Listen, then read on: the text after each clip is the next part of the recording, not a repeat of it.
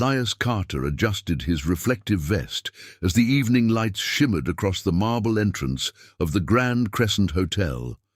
At 43, he worked as a parking lot attendant, guiding luxury cars into perfect rows while raising his 10-year-old daughter, Chloe, alone after his wife's passing. Most guests saw only a polite man with weathered hands and tired eyes. They did not know he had once owned a thriving construction company before medical bills consumed everything.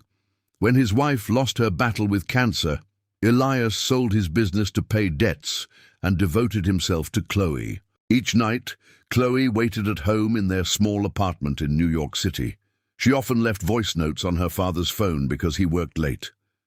Her messages were simple and full of love, reminders to eat dinner, wear his jacket, and believe that better days were coming. One snowy December evening, a silver Rolls-Royce Phantom arrived at the hotel. From it stepped Amelia Sterling, CEO of Sterling Capital Group, one of the wealthiest women in the country. She was attending a charity gala honoring business leaders. As Elias parked the Phantom, he noticed Amelia had left an envelope on the rear seat. Inside was a confidential acquisition agreement worth billions. Without hesitation, he secured the envelope and returned it to her private suite before the gala began. Amelia opened the envelope and turned pale. The documents were essential to a merger that would affect thousands of employees. "You may have saved the most important deal of my career," she said, visibly shaken by what could have been lost. At the end of the evening, Amelia called Elias to the penthouse lounge. Her attorneys prepared a reward transfer of $2 million. "Please accept this," she said.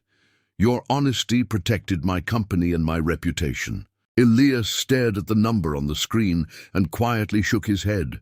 The room fell silent. Hotel managers and executives exchanged confused glances.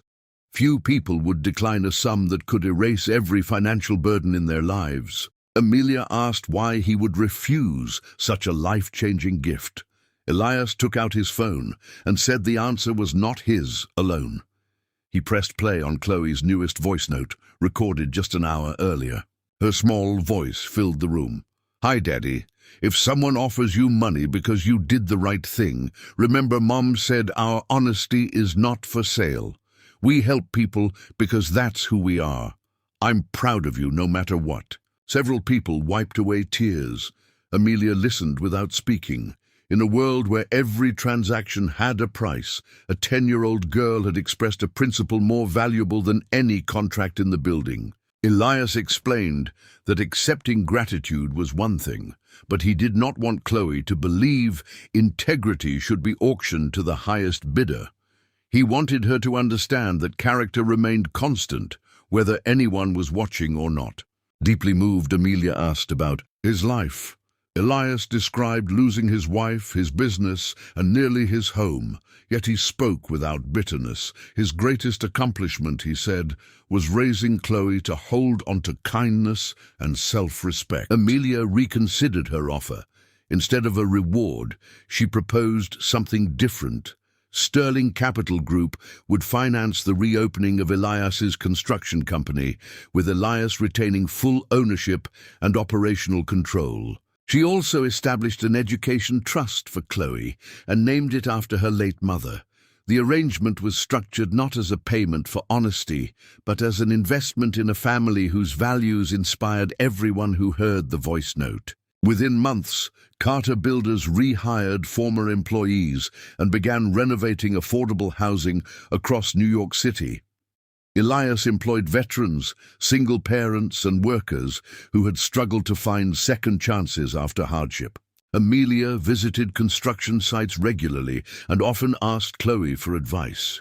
The young girl became known for her thoughtful questions and unwavering moral clarity. Executives who once focused only on numbers began discussing purpose, trust, and long-term impact. Years later, Chloe stood on stage as valedictorian, thanking her father for teaching her that dignity could never be purchased. Amelia sat in the front row, tears in her eyes, knowing a child's voice had transformed far more than one family's future. Elias still kept his reflective vest hanging in his office.